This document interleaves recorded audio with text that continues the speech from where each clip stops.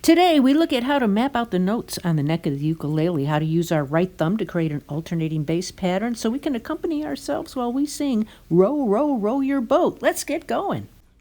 Welcome to the Fret Frontier. Today we're going to get started on the standard ukulele, starting from scratch, ground zero. In our last episode, we played the open strings and we learned how to get them in tune using a clip-on tuner. So the names of our strings: give cats every advantage, G, C, E, A. And today we're going to add a little bit more musical knowledge to that and find some things that we can do with the instrument just using those open strings. So let's start off with our musical alphabet. We have 7 letters: A, B, C, D, E, F, and G. When we get to G, we start over again on A. So every note on the instrument will have one of those names: A, B, C, D, E, F, G, A, B, C, D, E, F, G. And then the way they're laid out on the instrument follows a pattern of whole steps and half steps. So let's take a look at our instrument and find out what we mean by whole steps and half steps. When we take a look at the neck of our ukulele, we'll see that at the top here, there is what's called the nut. And the strings are draped through that nut, going to our tuning pegs up in the head of the instrument. This neck is where we're actually going to be playing with our left hand to make the different notes as we go along, placing our fingers on the strings on what's called frets. You will have these open areas separated by these bars. So frets are the open areas, and then these bars are called our fret bars. So when we look at a space, this fret, if we skip a fret after that and then put a finger in that next fret, so I have a finger on the first fret here and a finger on the third fret here, that's considered a whole step in between those two notes. A half step is when you are using the space right next to the fret that you started with. So if I'm here on the 5th fret and I put my second finger on the 6th fret, I've used a half step. So let's take a look at how we would use whole steps and half steps to figure out all the names of notes across a particular string on our ukulele.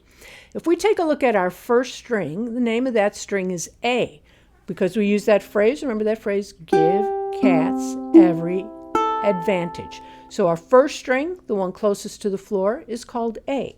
And that's the first letter in our musical alphabet, right? So we start with A. So our next note on this string should follow the alphabet. So after A comes B, okay? And our rule is that B and C are right next to each other, a half step. E and F are right next to each other, half step. And everything else is a whole step away. So if I start with A, my next note will be B, and I am going to skip this space.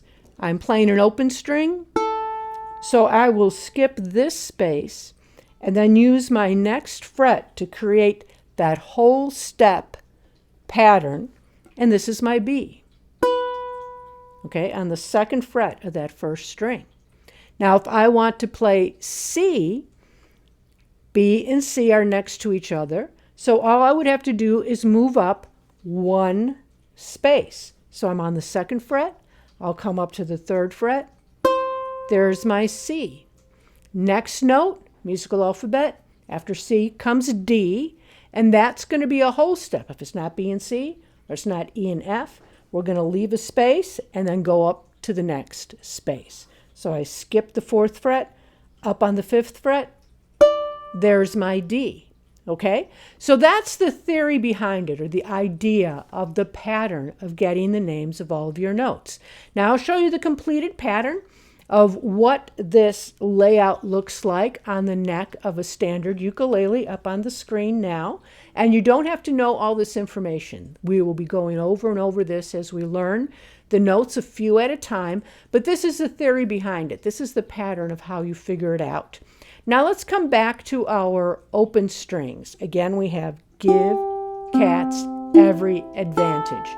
And what we're going to do is use an alternating bass line to give us a background to start playing some songs. We're going to go from one string to the other with the thumb back and forth. And the strings we'll start with are the third string, okay, and the fourth string. Fourth string, again, is the one closest to the ceiling.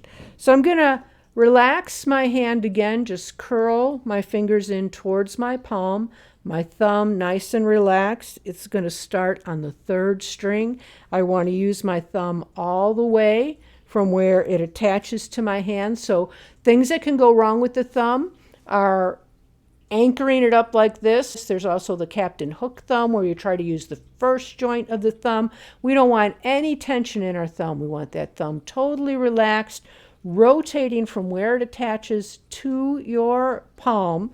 And we're going to go ahead and just gently brush that third string.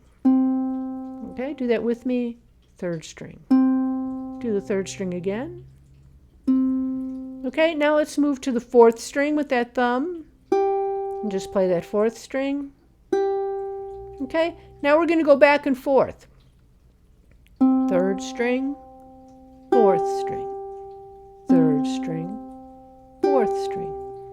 C, G, C, G. And we're going to consider those one beat apiece. Tap your foot as you're doing that. Each time your foot taps to the ground, that's one beat. It's called a quarter note. One beat. 1, 2, 3, 4. We'll count them in groups of 4. 3, 4. Keep that thumb going back and forth. 3, 4. Raise your other hand, the left hand. Keep that thumb going back and forth. Bring your hand back down. Okay, speed up a little bit. Or 3, 4. Raise the hand. 3, 4. Give me the Queen's wave. Point at me. Keep that thumb going all the time. Raise the hand again. Okay, rock it back and forth. So what are you doing? You're multitasking. You have plenty of space to coordinate both of your hands. They're playing nice together, right? You have the right hand going back and forth, doing your alternate bass. You have the left hand over here doing something completely different. So when you get to the point where you're actually going to be playing chords and single notes, you've got that space. You've got that space in your consciousness to do that. So when you're playing your musical instrument, you have everything in you working together, right? You have your physical body, you have your mind, you have your emotions, you have everything connecting together, keeping a steady beat, all these different things juggling together, but it happens in a very relaxed way. So you want to go at your own pace. Keep things nice and relaxed. Don't tense up anywhere in your body and enjoy the sound that you're making. So as you are doing this pattern back and forth now, we're going to sing a song. And the song we're going to do is Row Your Boat. So row, row, row your boat is an English nursery rhyme and children's song. It was published in 1852. I'll put the name of the guy that wrote it up here because I know I'm not going to pronounce it correctly. Our songwriter was an American teacher who was also an author and a writer of grammar textbooks. Let's get our thumb going. We're going to go between the third string and the fourth string. Let's do that together on 4. 1, 2, 3, 4. 1, 2, 3, 4. 1, 2, 3. Sing. Row, row, row your boat gently down the stream. Merrily, merrily, merrily, merrily, life is but a dream. 1, 2, 3, 4. 1, 2, 3, 4. Row, row, row your boat gently to the shore.